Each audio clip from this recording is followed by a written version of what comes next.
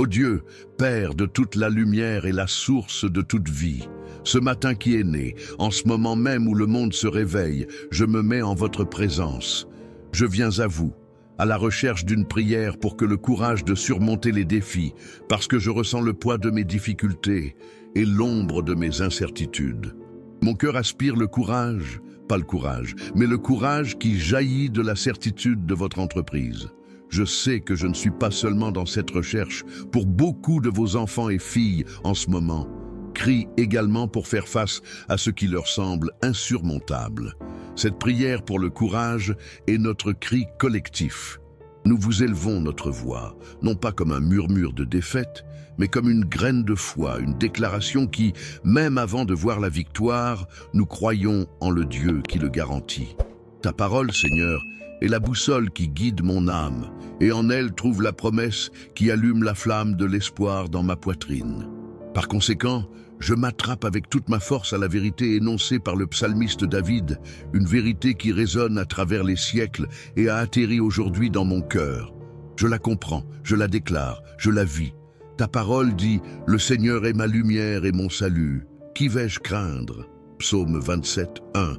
Oui, c'est la vérité qui sous-tend ma matinée. C'est le rocher sur lequel je construis ce jour.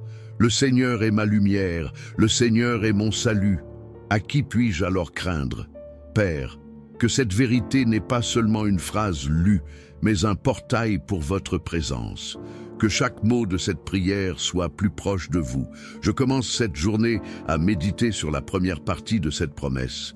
Le Seigneur est ma lumière.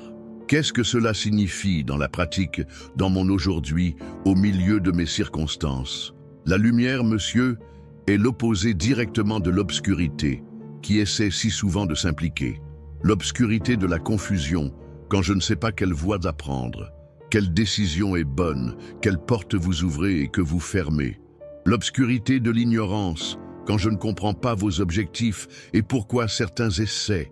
L'obscurité de la tromperie, lorsque les mensonges de l'ennemi et mes propres insécurités chuchèrent que je ne suis pas capable, que je ne suis pas digne, que je suis seul. Mais toi, Seigneur, tu es ma lumière. Cela signifie que vous êtes clarté au milieu de mon chaos. Vous êtes le phare qui déchire le brouillard de mon anxiété et me montre le refuge.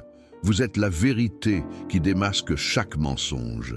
Comme Jésus, votre Fils bien-aimé, a déclaré « Je suis la lumière du monde. Celui qui me suit ne marchera jamais dans l'obscurité, mais aura la lumière de la vie. » Jean 8, 12.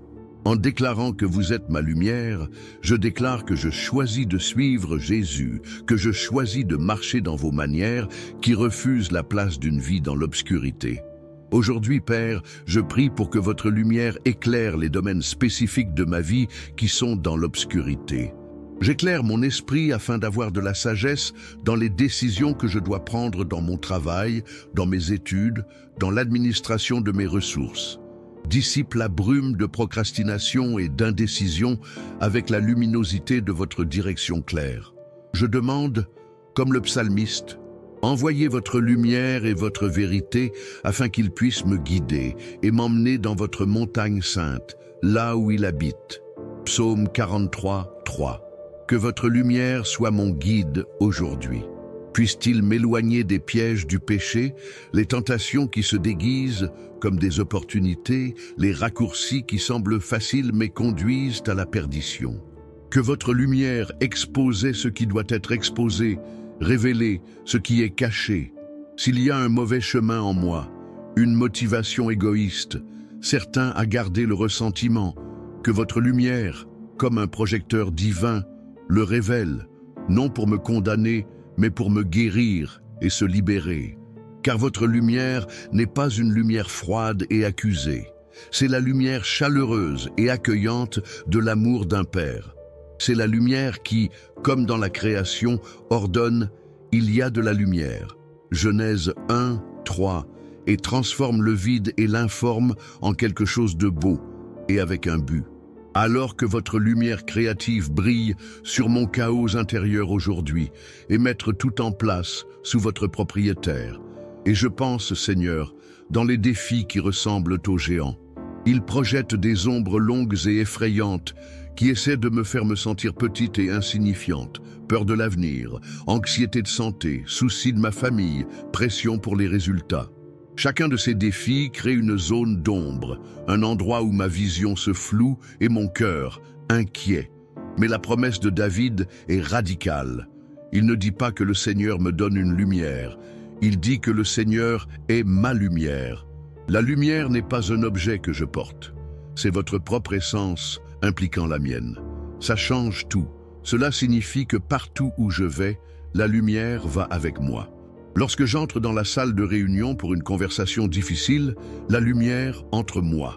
Lorsque j'obtiens un diagnostic inquiétant, la lumière est là avec moi. Lorsque je fais face à une crise financière, la lumière ne s'éteint pas. Elle est là, révélant non seulement le danger, mais aussi le départ, la disposition, la solution que, dans mon propre ténèbre, ne pouvais jamais voir. Ô Dieu, afin que je puisse vivre cette réalité aujourd'hui, qu'au lieu de me concentrer sur la taille de l'ombre, je peux me tourner vers la source de la lumière. Cela m'aide à me rappeler que l'ombre n'existe que car une lumière est bloquée. Et plus je viens de la lumière, ce que vous êtes, plus l'ombre de l'obstacle devant moi. Le monde moderne, Père, nous offre de nombreuses lumières artificielles. Les lumières brillantes du succès matériel, les lumières clignotantes du plaisir momentané, les écrans qui brillent avec la validation des étrangers sur les réseaux sociaux. Et il est si facile, monsieur, de confondre ces lumières avec la vraie lumière. Ils promettent de la clarté, mais ils génèrent plus d'anxiété. Ils promettent de satisfaire, mais ils laissent un vide encore plus grand. Je prie pour le discernement qui vient de votre esprit, pour distinguer votre lumière éternelle des lumières éphémères du monde. Que mon âme soit attirée par de fausses étincelles, que mon cœur trouve votre repos et votre direction uniquement en vous. En tant que boussole qui pointe toujours vers le nord, que mon âme vous pointe toujours, ma vraie lumière, que votre parole soit, comme le dit le psaume 119, 105, lampe à mes pieds et la lumière à mon chemin. Pas une lumière du stade qui illumine tout à la fois, mais une lampe à mes pieds, illuminant l'étape suivante, et la suivante, et la suivante. Cela m'apprend à dépendre de vous à chaque instant, à faire confiance que, même sans voir la fin de la route, vous éclairez le pas que je dois faire maintenant. Et cela, Père, est un puissant antidote contre l'anxiété pour l'avenir. Aidez-moi à me concentrer sur l'étape éclairée d'aujourd'hui. Et puis David continue. Le Seigneur est ma lumière et mon salut. Le salut, quel mot puissant, quelle promesse complète. Votre salut, Seigneur, est bien plus que le pardon de mes péchés et la promesse de la vie éternelle, bien que c'était tout. Votre salut est pour ici et maintenant. C'est le sauvetage au milieu de la tempête. C'est la main prolongée quand je coule. Tu es mon salut de peur qui me paralyse. Vous êtes mon salut du désespoir qui essaie de me suffoquer. Vous êtes mon salut de mes propres faiblesses et de mes propres sabotages. Lorsque David a écrit cela, il savait ce que c'était que d'avoir besoin du salut. Il a été persécuté par Saül, fait face à des armées, traité des trahisons et des conséquences dévastatrices de ses propres erreurs. Et dans chacune de ces situations, il a appris que sa libération, son sauvetage, son salut ne venait pas de sa ruse ou de sa force, mais venait de vous. J'apporte devant vous maintenant les situations dont j'ai besoin du salut aujourd'hui. Sauve-moi, monsieur, de l'état d'esprit de la victime qui me fait couler les injustices et m'empêche de progresser. Économisez-moi de la fierté qui m'empêche de demander de l'aide et de reconnaître mes erreurs. Sauve-moi de l'apathie spirituelle, ce chaleureux qui se faufile et vole mon premier amour pour toi. Sauve-moi des liens de l'anxiété qui serrent ma poitrine et volent ma paix. Chaque défi auquel je suis confronté est l'occasion de faire l'expérience de votre salut de manière nouvelle et personnelle. Ce problème dans le travail qui semble insoluble, c'est une étape pour votre salut de vous manifester en tant que sagesse et faveur. Cette relation familiale brisée, c'est un domaine où votre salut peut s'épanouir comme réconciliation et pardon. Cette maladie qui fait peur, c'est un écran où votre salut peut être peint avec les couleurs de la guérison, de la force et de la paix qui dépassent toute compréhension. Et comment puis-je douter de votre volonté d'économiser lorsque je regarde la croix? La croix est la preuve ultime, indéniable et éternelle de votre caractère sauveur. Avez-vous livré votre Fils unique, Jésus, pour me sauver de la séparation éternelle de vous? Si vous faisiez le plus grand acte de salut, sauvant mon âme de la mort, ne me sauveriez-vous pas des petits défis de la vie quotidienne? L'apôtre Paul a parfaitement compris cela quand il a écrit « Celui qui n'a pas épargné son propre Fils, mais qui lui a tous donné tous, car il ne nous le donnera pas avec lui et gratuitement toutes choses. » Romains 8, 32. C'est la logique de la grâce. Le plus grand cadeau garantit aux mineurs. Le salut éternel garantit le salut quotidien. Que cette vérité s'enfonce dans mon cœur aujourd'hui. Puisse-t-elle dissoudre ma tendance à penser que je vous dérange avec mes petits problèmes. Pour vous, qui soutient l'univers, aucun problème n'est trop grand. Et pour vous, cela se soucie des mèches sur ma tête, aucun problème n'est trop petit. Tu es mon Dieu personnel, mon salut personnel. Si vous qui me priez maintenant, ressentez dans votre cœur que vous avez besoin du salut de Dieu dans un domaine spécifique de votre vie, que ce soit dans votre émotion, votre famille ou dans vos finances, tapez dans les commentaires avec la foi « Seigneur, soyez mon salut aujourd'hui ». Nous formerons un flux de foi, déclarant ensemble notre dépendance totale à l'égard de la puissance du Sauveur de Dieu. Et la combinaison de ces deux vérités, Père, est explosive. Le Seigneur est ma lumière et mon salut. La lumière me montre le chemin et le salut me donne de la force et du sauvetage pour le faire fonctionner. L'un sans l'autre serait incomplet. À quel point la lumière me montrerait l'abîme si je n'avais pas le salut pour me donner un pont pour le traverser? Et à quoi servirait le salut si j'étais aveugle, sans la lumière pour me guider des dangers futurs? Mais vous êtes tous les deux, monsieur. Vous êtes la solution complète. Vous êtes la stratégie et la force. Vous êtes la carte et le sauvetage. Vous êtes la sagesse et le pouvoir. En vous, j'ai tout ce dont j'ai besoin pour relever tout défi que ce jour peut apporter. Que cette révélation sature mon esprit et mon esprit. Puisse-t-elle me remplir d'une sainte audace, une confiance sereine qui n'est pas basée sur qui je suis, mais qui vous êtes. Cela nous amène inévitablement à la conclusion triomphante de David. Qui vais-je craindre? Ce n'est pas une question à la recherche d'une réponse. C'est une déclaration rhétorique de la victoire. C'est un défi lancé contre toutes les forces de la peur. Si la lumière de l'univers me guide, si le Sauveur du monde me protège, quoi ou qui a le pouvoir de m'inspirer une peur paralysante? Rien, personne. Cette question, monsieur, est l'arme que vous me donnez pour braver contre la peur.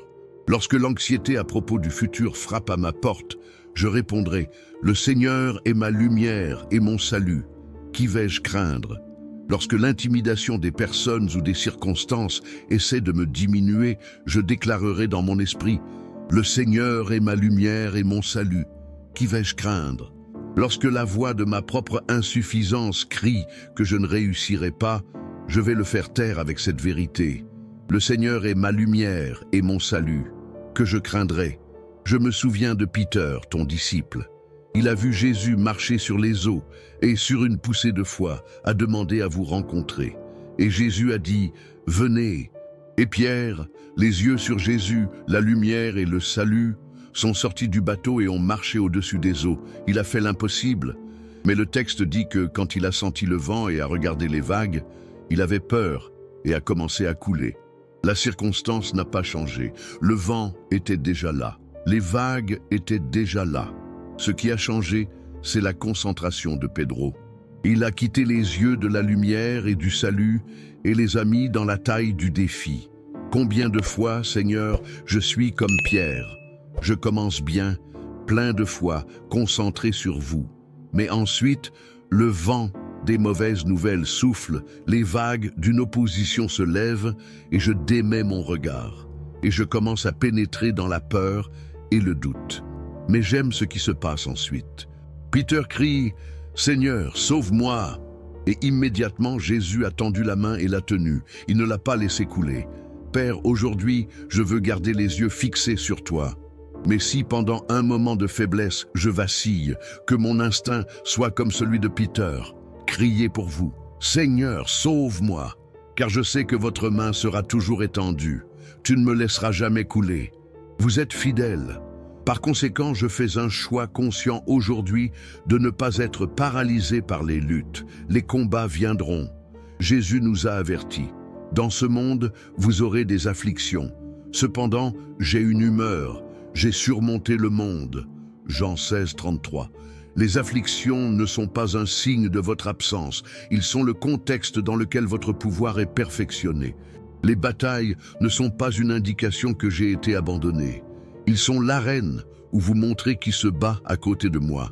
Aidez-moi à changer mon point de vue sur mes défis. Au lieu de les voir comme des menaces pour ma paix, cela m'aide à les voir comme des opportunités pour votre gloire. Chaque géant est une chance de voir un miracle. Chaque mer rouge est une chance de voir un chemin à ouvrir. Chaque fournaise brûlante est l'occasion d'essayer votre présence protectrice d'une manière que je ne connaîtrai jamais dans le confort du palais. Et c'est pourquoi la deuxième directive de cette prière est si vitale. Demandez au courage qui vient du Saint-Esprit pour continuer. Je ne peux pas générer ce courage pour moi, monsieur. Mon courage humain est fini. Il s'épuise. Elle vacille. Mais le courage qui vient de votre esprit est une source inépuisable. C'est le courage qui a fait affronter David, un jeune pasteur, un guerrier géant. Il n'a pas regardé la taille de Goliath par rapport à sa propre taille. Il a regardé la taille de Goliath par rapport à la taille de son Dieu. Et il a dit, « Et vous venez contre moi avec une épée, une lance et une fléchette, mais je vais contre vous au nom du Seigneur des hôtes, le Dieu des hôtes d'Israël, que vous avez défié. » 1 Samuel 17, 45. C'est le courage du Saint-Esprit, un courage qui change l'équation, qui se concentre sur votre pouvoir et non dans ma faiblesse. Je demande ce courage maintenant, Saint-Esprit. Le courage de procéder quand le testament est d'abandonner. Le courage de pardonner quand le sentiment est de blesser. Le courage de dire la vérité dans l'amour quand le plus facile est de se taire. Le courage de recommencer après un échec. Le courage de faire confiance à votre temps où l'impatience crie « Remplissez-moi, s'il vous plaît ». Si cette prière pour le courage et la persévérance renforce votre esprit, je vous invite à partager cette vidéo avec quelqu'un que vous connaissez, traverse un combat et a besoin d'un mot d'humeur. Soyez un canal de la force de Dieu dans la vie de quelqu'un d'autre. Un partage simple peut être la réponse de prière à laquelle quelqu'un attend. Et la base de tout ce courage, Seigneur, est la troisième vérité qui a été proposée pour méditer. Avec Dieu, vous êtes plus fort que vous ne le pensez. Cette déclaration, Père, détruit la mentalité de l'auto-épuffon et, en même temps, celle de l'autodépréciation. Je ne suis pas fort pour moi. Reconnaître cela est la première étape. Ma sagesse est imparfaite, ma patience est courte, mon énergie s'épuise. Essayer de surmonter les défis de la vie avec seulement mes propres ressources est le revenu de l'épuisement et de la frustration. C'est comme essayer de renverser un mur de vos propres mains. Mais la deuxième partie de la phrase est la clé « avec Dieu ». La préposition « avec » change tout. Ce n'est pas « à cause de Dieu » ou « après Dieu », c'est « avec Dieu ». C'est un partenariat. C'est votre force infinie qui rejoint ma faiblesse. C'est votre sagesse éternelle qui traverse mon esprit limité. C'est votre amour inconditionnel en remplissant mon cœur hésitant.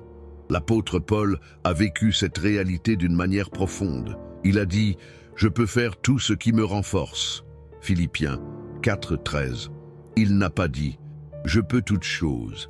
Il a placé la condition, la source du pouvoir, dans celui qui me renforce. Cela signifie que ma capacité à surmonter les défis n'est pas en moi, mais dans mon lien avec vous. Comme un appareil électronique qui ne fonctionne que lorsqu'il est connecté à la prise, ma force ne se manifeste que lorsque je suis connecté à vous, la source de toute puissance. Aujourd'hui, je prie pour renforcer cette connexion.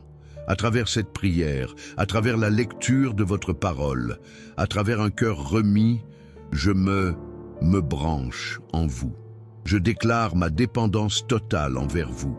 Je renonce à l'illusion que je peux le faire seul. Et en même temps, je renonce au mensonge que je suis trop faible pour gagner.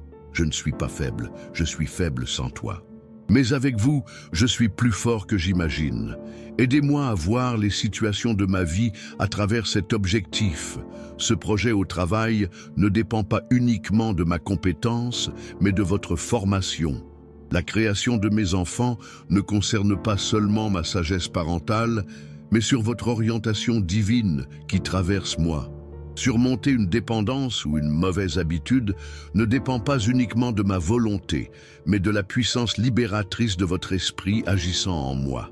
Cela me libère de deux terribles fardeaux. Le fardeau de l'arrogance, de la pensée que le succès est tout mon mérite, et le fardeau du désespoir, pensant que l'échec est entièrement de ma faute. Le succès est votre grâce qui fonctionne à travers moi, et la lutte est une invitation à me plonger encore plus dans votre grâce. Quelle liberté, Seigneur, quelle paix cela apporte au cœur. Dans la vie quotidienne, cela se traduit par l'audace. L'audace de postuler à ce travail qui semble dépasser mes qualifications, en faisant confiance que vous activez les élus. L'audace de commencer cette conversation difficile de la réconciliation, de confiance que vous préparez le terrain et vous donnez les bons mots. L'audace de rêver de grands rêves pour votre gloire, en faisant confiance que vous êtes le Dieu qui peut faire infiniment plus que tout ce que nous demandons ou pensons, selon sa puissance qui agit en nous. Éphésiens 3:20. Ce pouvoir qui agit en nous, il ne dort pas, il est actif, il est disponible. Je veux accéder à ce pouvoir aujourd'hui, Seigneur. Je veux vivre une vie qui n'a pas de sens sans votre intervention. Une vie qui témoigne de votre pouvoir de renforcement. Et cela m'amène à la dernière et la plus réconfortante de la prière du matin. Rappelez-vous, il combat les batailles à vos côtés. C'est peut-être l'image la plus puissante pour quelqu'un qui fait face à des défis. L'image de ne pas être seul dans la tranchée. L'image d'avoir le général des armées célestes comme son allié personnel. Le roi Jéhoshaphat, devant une grande multitude d'armées ennemies, avait peur. Mais il vous a cherché, et votre réponse par le prophète était « N'ayez pas peur ou ne vous découragez pas à cause de cette énorme armée, car la bataille n'est pas la vôtre, mais de Dieu. Vous n'aurez pas besoin de combattre dans cette bataille. Prenez vos positions. Soyez fermes et voyez la délivrance que vous leur donnerez. 2 Chroniques 20, 15, 17. Quelle chose formidable, Seigneur, la bataille vous appartient. Ma part est de prendre ma position, d'être ferme et de confiance. Vous combattez mes batailles d'une manière que je ne comprends pas toujours. Parfois, vous vous battez pour changer les circonstances autour de moi, ouvrant une porte fermée, apportant une fonctionnalité inattendue, faire devenir un allié. D'autres fois, et peut-être plus souvent, vous combattez la bataille en moi. Vous me donnez une paix qui n'a aucun sens au milieu de la tempête. Vous me donnez une force pour supporter ce que je pensais ne pas pouvoir gérer. Vous changez mon cœur, ma perspective, et me faites voir la bataille d'un point de vue céleste. Et cette victoire intérieure est souvent plus importante et durable que la victoire extérieure. Car lorsque vous obtenez la bataille en moi, vous équipez pour faire face à toute autre bataille qui se présente. Dans le monde de l'entreprise, il y a beaucoup de stratégies, d'analyse des risques, de plans d'urgence. Et tout à sa place. Mais notre plus grande stratégie en tant que vos enfants est la reddition. C'est reconnaître que notre général voit tout le champ de bataille, alors que nous ne voyons que notre petite tranchée. Il connaît les mouvements de l'ennemi avant qu'ils ne se produisent. Il a déjà le plan de victoire dessiné. Essayer de combattre la bataille avec notre propre intelligence limitée, c'est comme un soldat essayant de diriger toute la guerre de son poste d'observation. C'est stupide. La vraie sagesse est à écouter la radio, à écouter les ordres du commandant et à lui faire confiance. Aidez-moi à faire taire le bruit de ma propre analyse anxieuse et à régler la fréquence de votre esprit. Qu'est-ce que tu me dis de le faire aujourd'hui? Quelle est la prochaine étape? Je veux obéir. Si la vérité que Dieu combat vos batailles apporte la paix à votre cœur, je veux vous inviter à faire quelque chose de puissant. Abonnez-vous à ce canal. Faites-lui son lieu de rencontre quotidien avec Dieu, l'endroit où vous venez avant d'aller à votre bataille, pour rencontrer votre général, pour recevoir vos ordres, votre force et votre paix. Cliquez sur « Suivre » est un acte prophétique, une déclaration que vous ne combattrez plus seul. Et maintenant, Seigneur, unissant toutes ces vérités, ma prière devient un chant de confiance. Parce que tu es ma lumière, je ne serai pas dans la confusion. Parce que tu es mon salut, je ne serai pas vaincu. Alors, qui vais-je craindre? Personne. Parce que la peur est paralysée par votre pouvoir. Parce que le courage de votre esprit me fait avancer. Parce qu'avec toi, je suis inexplicablement fort. Et parce que vous, le Dieu Tout-Puissant, combattez mes batailles pour moi et à mes côtés. Que ce soit l'état d'esprit avec lequel je marche aujourd'hui. Que ces vérités ne soient pas seulement des concepts théologiques, mais aussi des réalités vivantes et pulsantes dans mon esprit. Qu'ils tournent comme je vois mes problèmes, alors que j'interagis avec les gens, alors que je prends mes décisions. Puis-je expirer le parfum du Christ, qui est un parfum de courage, de paix et de confiance inébranlable. Que les gens autour de moi, qui luttent sur leurs propres batailles en silence, peuvent regarder ma vie et ne pas me voir, mais vous voir, la source de ma force. Que mon calme dans la tempête soit un témoignage plus éloquent que n'importe quel sermon. Je prie pour chaque personne qui dit cette prière avec moi maintenant. Vous connaissez chaque cœur, chaque combat, chaque larme qui ne pleure pas. Vous voyez le défi qui ressemble à une montagne insurmontable pour eux. Père, au nom de Jésus, je demande que la révélation du psaume 27, devient réelle pour chacun d'eux ce matin. Soyez la lumière qui dissipe leur obscurité.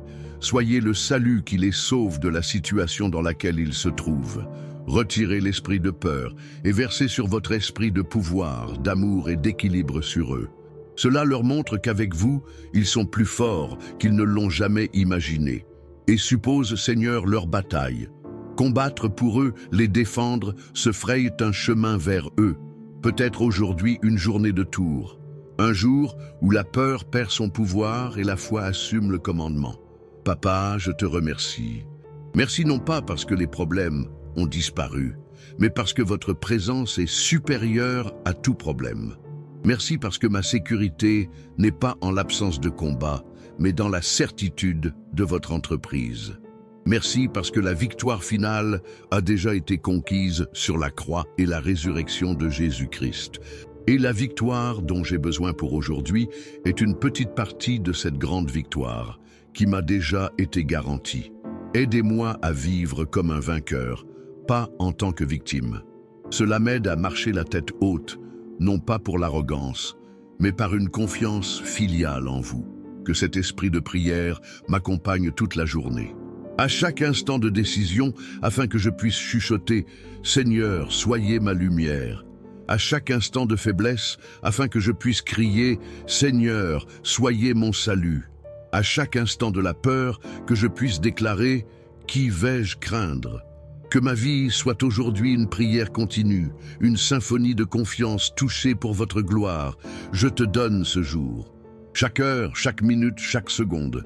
Utilisez-moi, Monsieur. J'utilise mes mains, mes pieds, ma voix, que mes actions et mes paroles reflètent le courage et l'amour qui viennent de vous. Puis-je être un phare de votre lumière et un témoignage de votre puissance de Salvador dans mon petit coin du monde. Recevez mon culte, ma louange, ma gratitude. Vous êtes digne, Monsieur. Digne de tout honneur, de toute gloire et de tout pouvoir. Pour vous, le Dieu qui est ma lumière et mon salut, le Dieu qui me renforce et se bat pour moi, soyez loués aujourd'hui et pour toujours. Et cette paix qui dépasse toute compréhension, qui vient de vous seulement, garde mon cœur et mon esprit en Jésus-Christ. Que le courage du Saint-Esprit soit mon bouclier et votre parole, mon épée. Je vais à ce jour non pas dans ma propre force, mais dans le vôtre, et je vais avec l'attente de voir votre bonté et votre pouvoir en action. Merci, Père. Au nom de votre Fils bien-aimé Jésus-Christ, le lion de la tribu de Juda, mon Sauveur et Seigneur, je prie. Amen et Amen. Que la force de ces paroles et la vérité du psaume 27, restent avec vous. non seulement ce matin, mais tout au long de chaque instant de cette journée. N'oubliez pas que la prière n'est pas un événement, c'est une relation. Le courage n'est pas un sentiment, c'est une décision basée sur l'identité de Dieu. Il est sa lumière, il est son salut, et il se bat pour toi en ce moment. N'abandonnez pas, ne retournez pas. Nous nous retrouverons ici demain pour une autre prière, pour un autre moment de renforcement en présence de Dieu. Jusque-là, promenez-vous le courage que vous avez reçu aujourd'hui. Soyez la réponse à la prière de quelqu'un. Vive la victoire qui vous appartient déjà en Jésus-Christ. Allez en paix.